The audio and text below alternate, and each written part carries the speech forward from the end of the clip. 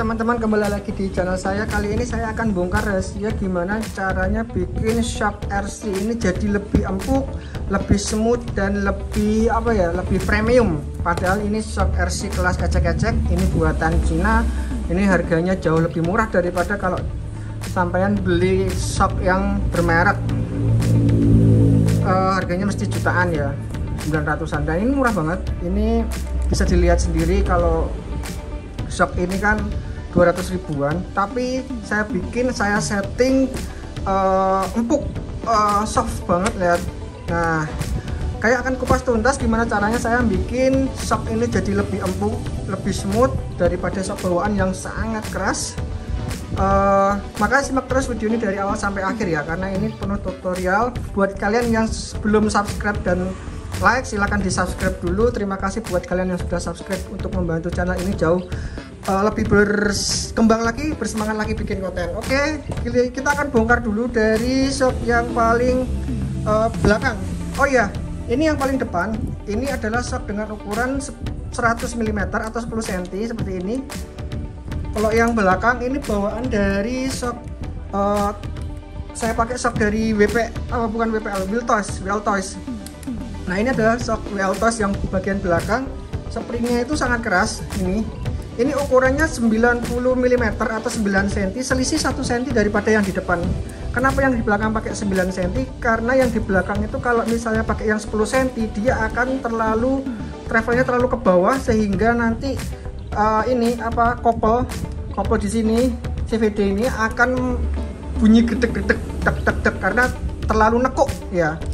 Makanya ini 9 cm cukup. Terus kemudian saya setting shock ini masuk separuh travelnya ya, seperti ini ya teman-teman. Ini untuk per bawaan saya kasihkan ke sini biar tidak hilang. Ini satu pasangnya ini saya ganti, dan ini pernya di sini. Ini per bawaan dari shock Weltoys ini, sama kan? Dan ini benar-benar keras. Saking kerasnya sampai saya tekan pernya jepat. Ini benar-benar keras. Dan sedangkan RC saya ini bobotnya saya timbang 2,8 kilo.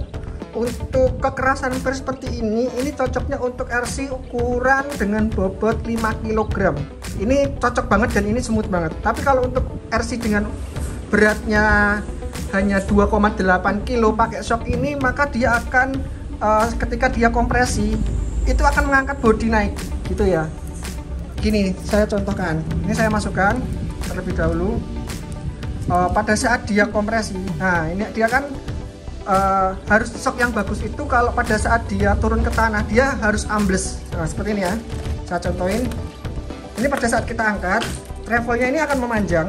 Nah, dia akan memanjang seperti ini karena dia akan tertarik oleh velg dan gardan ke bawah. Ketika ini diletakkan ke tanah, sebentar, ini masih ada yang ganjel. Nah, setelah kita letakkan ke tanah, maka shock ini ketinggiannya akan berkurang seperti ini. Nih, lihat. Nah, ketinggiannya akan berkurang setengah.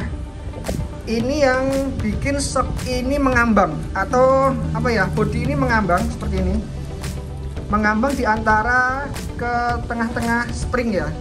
Springnya itu terkompresi separuh seperti ini. Ini pada saat diangkat dia akan memanjang. Kemudian pada saat RC ini turun ke tanah, maka dia akan terdorong beban dari mobil yang seberat 2,8 kilo ini menekan sampai separuh. Nah, ini kita setting seperti itu. Buat kalian yang shocknya masih keras, tandanya keras pada saat dia diletakkan ke tanah, dia nggak akan kompresi ya, seperti ini. Nah, dia akan tetap tinggi. Karena apa?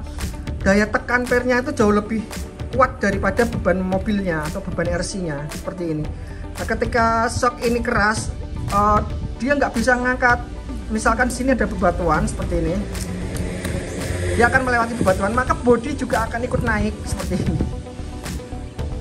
Tapi kalau RC yang soft, dia separuh, dia menopang berat badan lagi, emang dikira motor, dikira orang.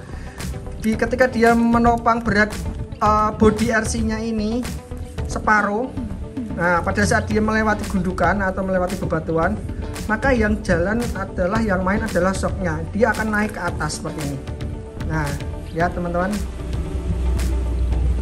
Ini bisa dilihat, dia goyang getar pun bodi tetap stabil ya. Nah, ini adalah shock yang benar-benar soft, empuk. Gimana cara settingnya? Oke, kita bongkar rahasianya. Karena saya melakukan percobaan ini itu membutuhkan berkali-kali eksperimen, berpuluh-puluh kali eksperimen serius. Saya mengganti spring, menambah oil, mengganti dengan spring yang lain, terus kemudian mengganti dengan bodinya, kemudian mengganti dudukan, mengganti posisinya miring, posisinya serong, seperti itu. Semua sudah saya lakukan dan semua hasilnya kurang maksimal. Dan menurut saya untuk hasil kali ini sudah cukup maksimal. Nanti saya akan riset lagi gimana caranya untuk shock biar lebih soft lagi geraknya, karena ini geraknya masih kasar. Oke, kita buka dulu dari yang sini. Ini kenapa geraknya masih kasar? Masih kasar, bukan soft gitu. Karena memang olinya itu saya kuras, saya buang semua dulu. Karena saya proses setting, ketika nanti springnya sudah cocok, springnya sudah enak untuk menopang bodi si RC nya sudah pas, nanti baru saya kasih oil shock. Saya takar agar ribbonnya itu jauh lebih lembut lagi ya. Yang penting ini adalah kita setting untuk springnya dulu. Kalau kalian teman-teman, kalau kalian beli shock dari pabrik, pasti springnya itu terasa sangat keras karena dari pabrik adalah spring standar. Spring standar untuk RC yang mungkin ditujukan part metal semua ya. Jadi bebannya itu jauh lebih berat untuk RC-nya. Karena kalau semua metal itu otomatis bobotnya itu akan bertambah. Karena part saya ini belum semuanya metal, hanya cuma beberapa part atau semi metal, jadi berat RC nya tuh masih jauh dari 5 kilo. Ini masih 2,8. Nah, ini springnya teman-teman, ketika dia turun ke tanah dia akan ambles separuh seperti ini. Tekanannya ini bisa kalian rasakan sendiri. Kalau kalian sudah setting berkali-kali, jari kalian juga akan terasa perbedaan. Spring yang bawaan ini sama spring yang sudah di custom. Nah, ini bawaan, ini juga lumayan berat. Kalau ini sudah smooth banget. Oke, kita buka. Saya pakai spring apa di sini? Saya pakai spring mobil RC Kiddie, RC mainan doang nih. Nah, lihat. Ini cuma spring mobil RC Kiddie. Ini kita bandingkan dengan spring bawaannya yang jauh lebih besar, jauh lebih rapat. Untuk RC Kiddie ini jauh lebih renggang, kalau ini jauh lebih padat. Dan untuk ukuran kawatnya ini jauh lebih tebal dan ini jauh lebih soft. Jadi ini loncat lagi, hilang wes, loncat nggak ketemu kemana.